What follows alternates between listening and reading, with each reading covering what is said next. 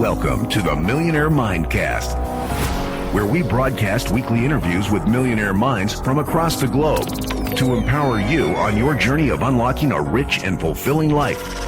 It's time to unleash your millionaire within. Now, here's your host, Matty A. Well, I'm excited to welcome into the show today Mr. Victor Hansen and his lovely wife and partner, Dwyer Hansen. How you guys doing today?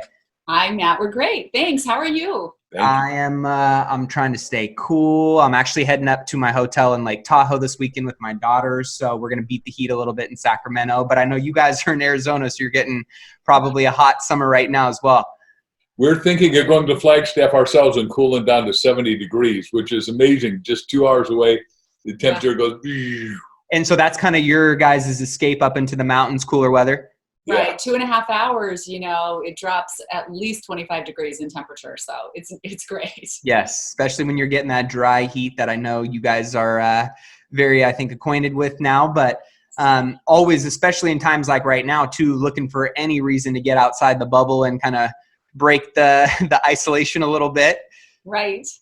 And how are you guys holding up during all of, it's obviously the big question that everybody's talking about, and how lives, businesses, wealth, relationships have pivoted and or adapted in times like right now. How are you guys holding up? We're actually doing great. I mean, because we released this new book, Ask the Bridge from Your Dreams to Your Destiny, in the middle of a pandemic, right? Not the ideal scenario, but when we had our meeting, it was April 28th, this book released, and we had a meeting with our publisher, and we're like, what do we do? Because all of our friends were getting their books postponed. And we all decided that we needed to go forward. And because this was a book that people needed right now, right? Especially right now. And so we said, let's just go for it. It's weird because all the bookstores were closed, but Amazon's still working. So we did it, and we're doing a ton of podcasting. And I can't even tell you how much our message is being not just received, but embraced so much, because right now people are so uncertain. And we need to know what questions to ask. And that's what our book is all about, asking the right questions. I love that. And you said it. It's such a fitting piece for the times that we're in right now. And a lot of people rethinking careers and passions and hobbies and adopting new things and pivoting and retooling. And I felt like it was very, kind of aligned with where we're at right now, and so many people either looking to add on a piece to their already established business and brand and kind of, go a little bit more horizontal with it, as well as just new individuals looking for, an income stream or an opportunity that felt maybe more aligned or something they've been thinking about for quite some time. And as people are starting to, lean into those things, what kind of feedback, I'm just curious, have you guys gotten from the book, knowing that it's been overwhelming?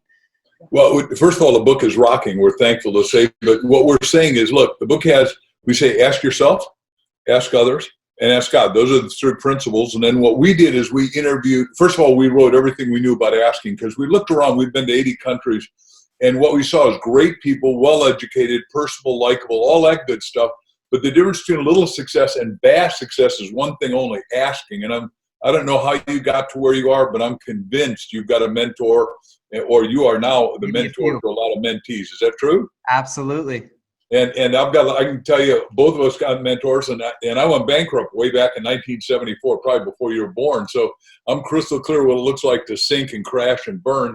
And then, we've talked to so many people that have made it and become vastly successful. So the point is, while we're in looks like a disadvantaged time, my whole training for 44 years has been written 309 bestsellers and 500 million books sold, is take disadvantage, turn it into advantage, take what looks like adversity and turn it into phenomenal opportunity. So the yin and yang is crisis equals opportunity, 6,000-year-old Chinese symbol. We've got the biggest crisis. 8 billion of us are in lockdown, but we suddenly had also the greatest opportunities ever. And not only are we doing well with books, but we've got giant billion-dollar companies hiring us as consultants and saying, hey, look, the supply chain is stifled, stopped, detoured, and even big companies got to pivot. And if you told me that billion-dollar companies would be calling us and saying, hey, look, you sold $2 billion worth of books and $1 billion worth of licensing, and you know how to think, Could you help us think? And I'm going, that's what every one of your listeners needs to do, is understand anyone can think, and you get paid. Napoleon Hill wrote Think and Grow Rich, right? And I'm a scholar in Dr. Hill, but we've learned to ask, what is it we can do to change the world, to re-vector, as you said, pivot, to reorient, to re-innovate. And it out of every tragic time, we've grown enormously. Out of the Depression of 1898, we had the airplane, we had the automobile, and we had the telephone, and that worked. And then out of the last one, we got the television, we got the computer, on and on. So these crash times look like crisis, but the truth is they bring enormous opportunity. And I might have over-answered your question. No, there's so many things though there that I think are really important to spotlight, right? And the one word that you kept saying to over and over that I have noticed in all of my mentors and just people that I admire virtually, physically, in proximity to them, is they are critical thinkers. You kept saying thinking and thinking and thinking, right? And in now more than ever, right, it feels like people are really starting to ask some different questions and reflect and recalibrate and then figure out how they want to re-engage based on the new circumstances of life or finances or relationships or health. And I don't see so many people, at least I didn't, it felt like I didn't see so many people being as proactive and leaning in and thinking and asking these questions. And oftentimes fear and crisis creates moment-to-moment awareness in our thinking, right? Right. That's what's so exciting for us right now, Matt. And in the book, we did a lot of research, and it's interesting. When you start asking yourself questions, a different part of your brain literally goes to work for you. A different part of your brain lights up, and it's the part of your brain that does critical thinking. And so your brain becomes a much better resource when you ask questions. So it's really important to deliberately ask those questions, because we all get stuck. And all of us have been really stuck, right now, and having to face, like, where do you go from here? Right. And unfortunately, a lot of people have really been sinking into depression and hopelessness. But the one thing that'll get you out of that, if you don't have any answers, which a lot of people don't have any answers, it's a puzzling time, and there's a lot of uncertainty. You always have questions. So it's important to take that asking journey, to start asking the right questions, because every time you ask a question, the universe delivers a solution, an illumination, a plan, some kind of enlightenment, but it only comes when you start questioning. Yeah. So we're really excited to share this message right now. I love it. It's funny. One of my early mentors, he made me, as one of the first weeks that I was kind of working with him and hanging out with him, he made me write down 50 questions that I wanted to ask him. And as I did that, he also said, I want you to keep a sheet. And I still have this. I still add to it all the time. I literally have a sheet in my Evernote of, now, because I've interviewed hundreds of people, all of the key questions, one, selfishly, that I want answers to, but also questions that I know are of value and or benefit that I know can serve other people, which, in my opinion, asking good quality questions is also a high form of leadership, right? It's our obligation to engage and learn those things.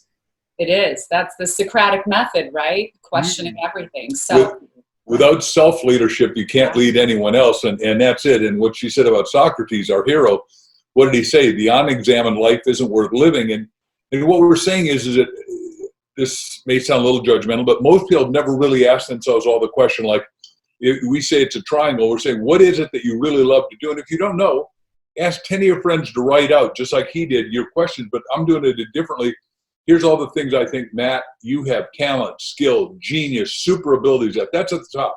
Mm-hmm. Then over there, number 2 is, what do you love? And then number 3, what are you going to get paid now substantially for? Because we could argue the percentage, but it's either 30 or 50% of Americans either are unemployed or not going to go back to employment, aka the airlines, because they've let go somewhere over 30%. And we got hired in Australia recently to try to help out, because they're not going to have any flights in or out of Australia until January 2nd. I think that's a tragic mistake and cause of a depression, because that's what causes depression is isolationism countrywide. And so what we're saying is, hey, wait a second, you got to ask yourself, what am I really best at? What do I love? And what am I going to get paid substantially at? Because this may be your greatest opportunity. You've got 360 degrees of freedom if you got let go. The government's basically a very short time payoff. you've got to have your self-investigation so you can go forward. Because one of the books I did was How to Be Up and Down Times. I said, look, we're going to do 50, not billion, but trillion between 2020 and 2010 if you're awake, in businesses you never even heard of or thought of, and you can participate, because there are a couple of them that need 22 million people each right now. And yeah, you got to re-vector, and maybe you can't be a flight attendant or a pilot tomorrow, because you can't go from no pilot job at American to a no pilot job at United. So that's going to happen, and we're not pushing it. I've hung on by my fingernails and wanted to kill myself, so I'm clear that that's not a good strategy. The good strategy is listen to a show like this, wake up, read a book like ours, and retake off. What has been one of the you guys get people reaching out to you all the time, right? And I'm sure sharing stories and testimonials. What have been some of the biggest points that you guys have spotlighted really making a significant impact in somebody's psyche, right? Kind of the awareness going, oh my gosh, that makes so much sense to me. Right. We have so many amazing stories in the book.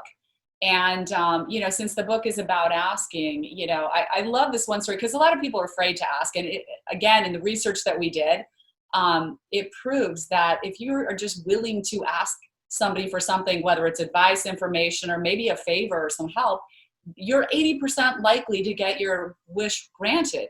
But most people are so scared to ask. And we address that in the book. We actually have this section called the 7 roadblocks to asking.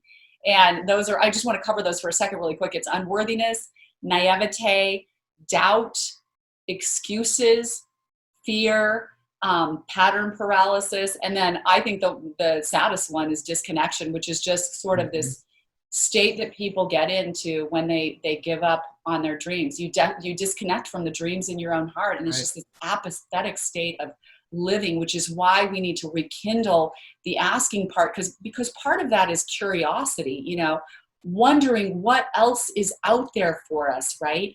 Wondering who might help us with that journey. But I love this story about a woman named Lynn Marquis who came out of college, and she just knew that she wanted to go into the nonprofit space. She loved that. She had no idea what she was doing, but so she really scrambled and put together this camp for kids, for disadvantaged kids. And it was a really cool camp because those kids, can't afford, their parents can't afford it, what to do with them in the summer and all that. So it was a really complete experience for them. So she worked and finally got an appointment with the richest woman in her city who happened to control a huge family trust. So she said she shows up for this first meeting at the woman's office, and she goes, I was so scared that I was visibly shaking. She goes, I couldn't even hide it. So she just goes, I just sort of fessed up, and I said, I'm sorry, I'm so nervous, but I'm just so excited to meet with you. And the woman kind of put her at ease. They sat down, and she's like, just tell me what you have. I'm really eager to hear what you're doing. She tells her how wonderful the camp is, how wonderful it's going to be for these kids. And the woman asked her, well, how much is it going to cost? And then again, she got super nervous. She goes, I was so nervous, I stuttered. She goes, it's going to be, we're asking for $5,000. That's what it costs per child. And because she wanted to just get her to cover a child, sponsor a child. Right. And the woman goes, well, how many children are there? And she said, well, we've got like 295 kids coming at this point. She goes, okay, how much is it that? I want to sponsor all of them. She goes, I was so floored. She goes, do you have a calculator? I don't even know what that amount is. So, it's a great story because we're often so scared and we're so convinced in our mind that it's not going to work out. And just all those roadblocks that we have to asking. But sometimes you literally just need to step on your fear with courage, move forward, go to the people who might have the answers to your question or who can help you take you to the next level. And it's so important to do that. We have some really cool stories around all of those roadblocks for people to read, like just the different examples of how people had that. But then just having that awareness of what your roadblocks are is like a huge gate opening for you that you can then walk through. Awareness is everything, because once you're aware of something, you can address it. You can take it on, right? You can make it different. And so, yeah, there's just so many great stories in the book. I'd love to share them all with you, but you'll have to read the book, right? And guys, we will have the link to the book and all of the resources from Mark and Crystal. So that way you guys can check those out, millionairemindcast.com. With that being said, with some of the, pieces that you see most people struggling with, what's one of the most important ones that you guys would highlight that a lot of individuals, if they could be aware of this thing and create space to then go out and execute or put in the work needed to get around it or through it or over it, what is one of those things that come to light for you guys?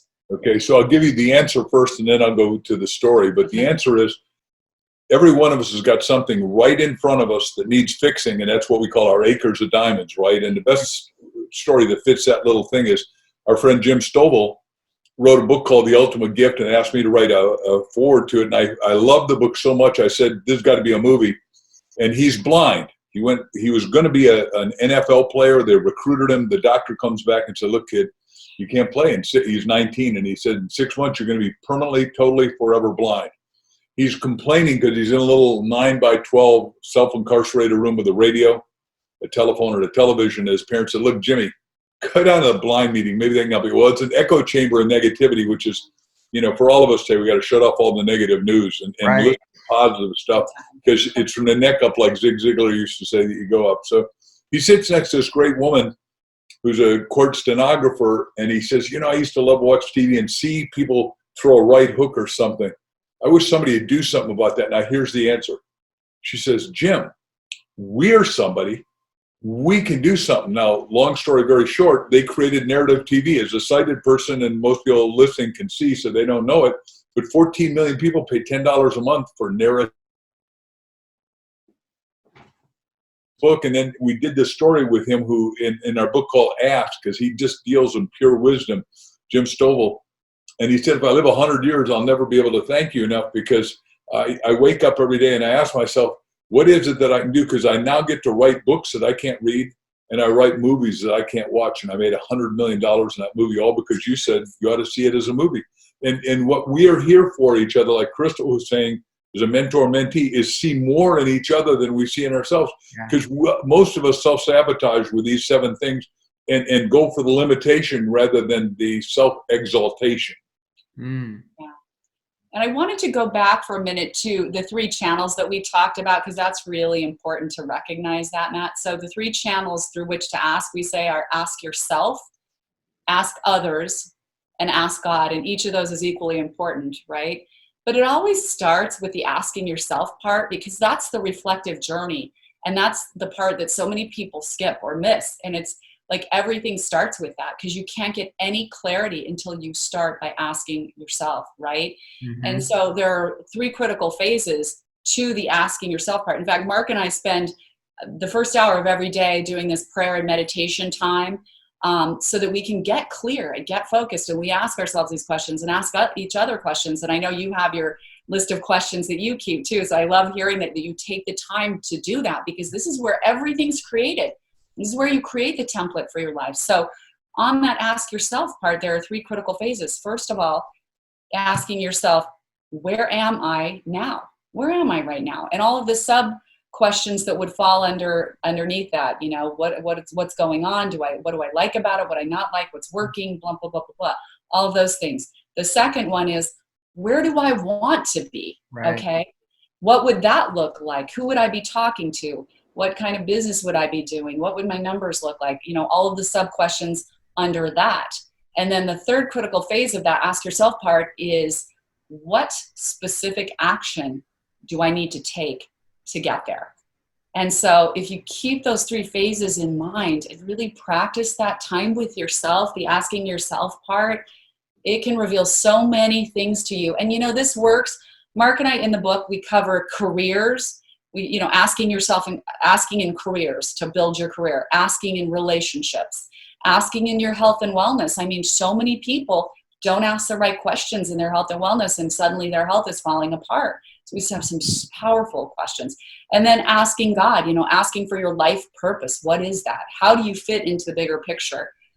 So those are amazing. I love, because clarity is such a key part of one, just creating more efficiency in your life, right? And also more purpose in your life of knowing what you're moving towards. If you don't ask those questions, you're not going to have clarity. At least what I've found is there's a lot of what would you like to achieve? I want more money. I want more success. I want a better marriage. But what does that actually mean to you, right? And getting really clear, making it really measurable, because then once you're clear on that and you know what your North Star is, it makes it so much easier to make decisions, action plans that are aligned and congruent with that, and or avoiding the things that aren't, right? And are distractions or enemies of that. And so I love that you guys touched on that, because so many people don't go multiple layers deep. Therefore, if they're not pulling back the layers to the onion, right, you're never going to really know what's at the core root of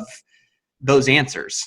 So Matt, what we say under spiritual is that ask yourself 400 times before you go to sleep at night, because the subconscious never sleeps, and say, God, what is your destiny for me? God, what is your destiny for me? God, what is your destiny for me? And you say, well, that's pretty simplistic. Why would I do that? Well, here's the deal. She is a clinical hypnotherapist, but the fact is you've got 18 billion brain cells. All of us are born over-endowed. She loves to say that we got 4 times more talent than we'll use in a lifetime. If you go deep, you'll figure out what your divine thing is. When I went bankrupt back in 1974, I lost $2 million in one day, which was my worst experience. I woke up and I said, whoa, I want to be a speaker. I went to ask my 4 roommates in Hicksville, Long Island, New York, 3 roommates, or 4 of us. Is there anybody young, not a celebrity, not a famous person, not a doctor, not a lawyer that's speaking? And I said, yeah, guy's a few years older than you. He's out in Hauppauge, Long Island, New York right now. We were living in Hicksville. I jump in my beat up old Volkswagen, race out there. This guy mesmerized the audience for 3 hours, at the end of which I walk up and he became my best friend. I said, Chip Collins, may I take you to lunch? He said, I'd love you to buy me a free lunch. I said, teach me how to do what you're doing. He said, I will, but you stay out of real estate. I own it in the 5 boroughs here. Hey, kid, you do life insurance. If you don't touch my market, but you're not going to make it. 1 in 1,000 will make it. No, you don't have the guts. I did 1,000 talks a year for the first 3 years because I believe you got to take massive action to get massive results. And as far as I know, only Tony Robbins and I did that many talks. We talked before dawn, in the middle of the day, after day. In between time, I was selling seminars, and it was great. I loved it. And then all of a sudden, people said, boy, do you have that story in a book? And I said, yeah. I don't, but I will do it. I did a little book called Stand Up, Speak Out, and Win, and I tripled my income in 1 year. I sold 20,000 copies from a platform at $10 each. Now, big books are $5,000 for most publishers, but I sold 20,000 copies. That's not it, but and made $200,000. Now I thought I'd arrived, and everybody wanted my signature because I said, this is my bestseller. I didn't say it was a New York Times bestseller. Now I've been in the New York Times #1 59 times. You got 309 bestsellers out, but I didn't say it was a national bestseller, just my bestseller. And they all liked it. And they said, can I have your signature? And I'd have 37 or 50 people stand in line by my book several times a day, and I'd carry them out of my trunk. And it was great fun. So every one of us can re-vector. We can re-pivot. There's more than enough money. There's fundamental abundance now. And most people don't believe it because what happens is they got blinders. They got scales. We got to throw away the blinders and start thinking what I can do, not what I can't do, because you may not be able to go back to what you were doing. So, and that's a great point, because you brought up something that I think a lot of people struggle with, right? Is they can somewhat conceive, we all have these dreams of a bigger life, more income, more travel, amazing relationships. But then there's that doubt, that fear, I call it the drunk monkey, right? That's sitting on your shoulder, just trying to talk you out of whatever it is that you believe you can do. But what I found is the people who actually go out and do it, there's some type of, well, I guess the question is, do you believe that there is a part of that individual that you either have that confidence in yourself and you're going to bet on yourself no matter what the doubters say, or you don't? Or can that confidence, can that belief be cultivated? Because in times like right now, a lot of people might be asking the question as well, right? Do I really have what it takes? No, you're right, Matt. And so, I think some people are born with sort of this indomitable spirit to go lead, but it doesn't mean that everybody can't become a good leader in what they're doing, seriously. And a lot of times that's just letting go of what's holding you back, right? And we talk about, in the book, we talk about preparing to be a good asker. And that requires, first of all, belief. And first of all, you need to believe that you deserve the answers you're seeking and you deserve what you're going after. Okay, so it's part of that deservedness piece. And then you believe that the answer is waiting out there for you. And then someone's asked me before, like, how do I believe though? How do I make myself believe?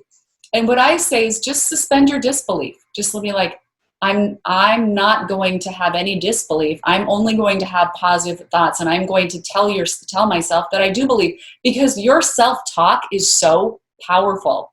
And Napoleon Hill talked about this in Think and Grow Rich. It's the stuff you're telling yourself all day long that creates it. So even if it doesn't seem genuine, like, oh, it seems like I'm not telling myself the truth because I don't really feel it, just tell yourself anyway. Just keep saying it, because that self-talk becomes a reality. So belief is the first one, but then action, in your asking journey, you can ask all these things and kind of get a plan, but you have to put your plan into action. You have to take that asking journey into action. You can't just sit on the couch with a blanket around you going, I hope this works out somehow, right? So then when you ask those questions, what's the next step I need to take? Write those steps down and imagine yourself taking them, because that's the next part of preparing to be a good asker is visualization. You can use visualization so many ways. Your imagination is so powerful. Let's talk about using visualization for your action steps. One of the things I discovered a long time ago was when I had big lists of things to do, work to get done, I had young kids, I'm like, oh, how am I ever, it's just so much to get done.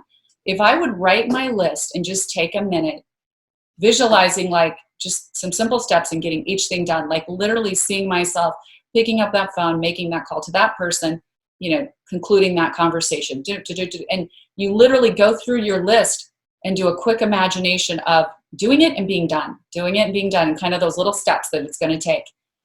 It will amaze you how fast you will move through your list and how much easier it is. So that is a really great trick and a great tool for visualization. The other part of visualization for everybody is, in the master creation of your life. I mean, Mark and I always say, start at the end. What is my ideal life? Like if I want to be successful in something, I just say, I'm going to imagine that right now I am totally, perfectly successful. My idea of the greatest success for me, I'm already there. Okay, so starting at that end, then I start asking myself the questions. Who am I talking to as this super successful person? How am I spending my time? Where is my money coming from? Where do my sales come from? And all of those little questions that would reveal to you how you got your perfect plan into action. So it's so powerful. And I know sometimes people think, oh, that just seems like it's not that big a deal. It's a huge deal. It's everything. Yeah. You create the architecture of your life in your own mind, because everybody thinks, as Mark said, I'm a transformational life coach and clinical hypnotherapist. We have this perception that life is happening out there, outside of us somewhere, and it's just kind of coming at us, and we're ducking and dodging, and we're just kind of keep the balls in the air.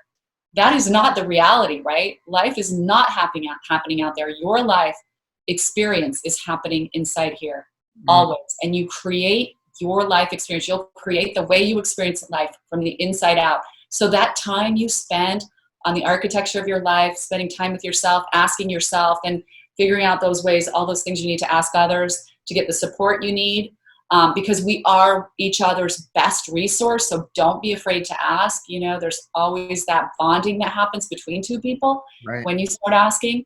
And then, of course, asking God, because there's something really incredible about that. When you start asking God, it takes the focus off just yourself, kind of like we just like to say, like, God, like Mark said, what is my destiny? And also, how do I fit into the whole grand scheme of this universe? Show me the greatest way I can contribute.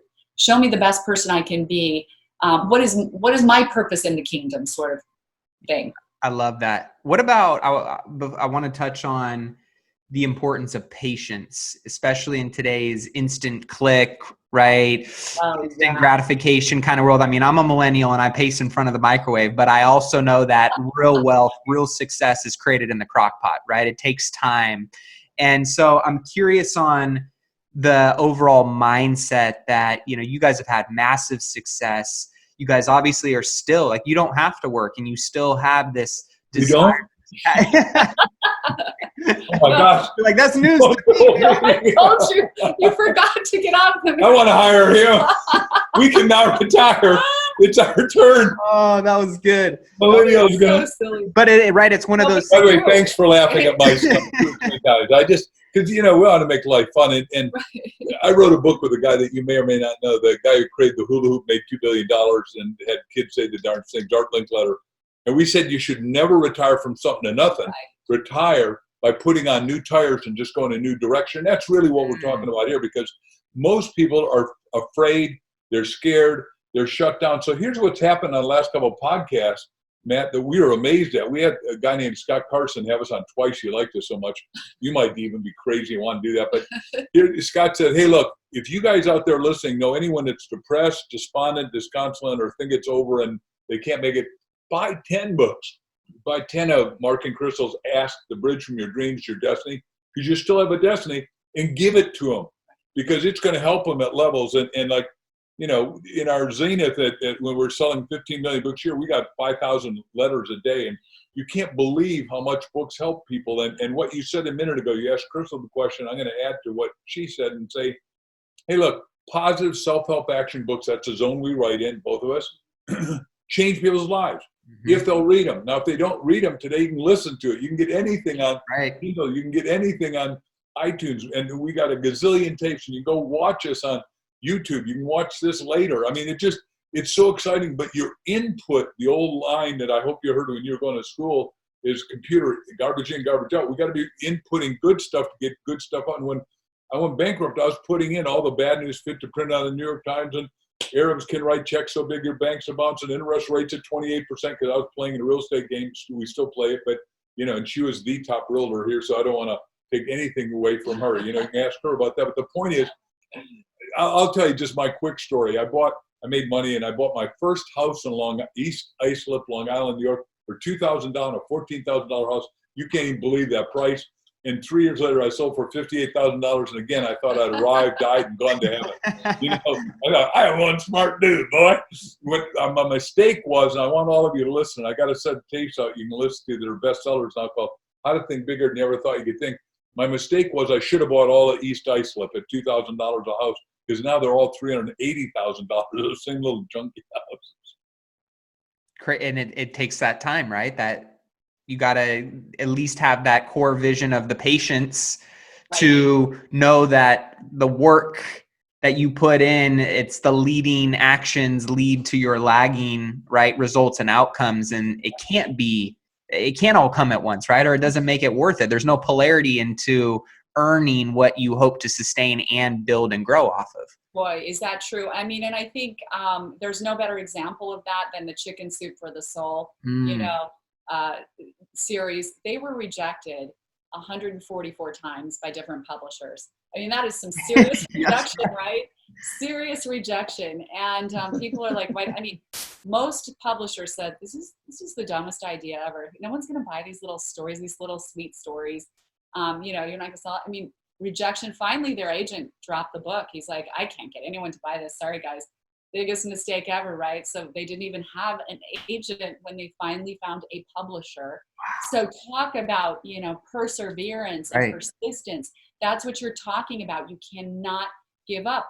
If they had given up on the 140th rejection, or the 5th rejection or the 20th rejection, and both of their ex-wives were saying, you've put too much money into this. You put too much time here. This is ridiculous. Even their own wives were saying, this is not going to work. Yeah. And so you have to, if you have your dream and your plan, and you have a plan that's going to work, which they did.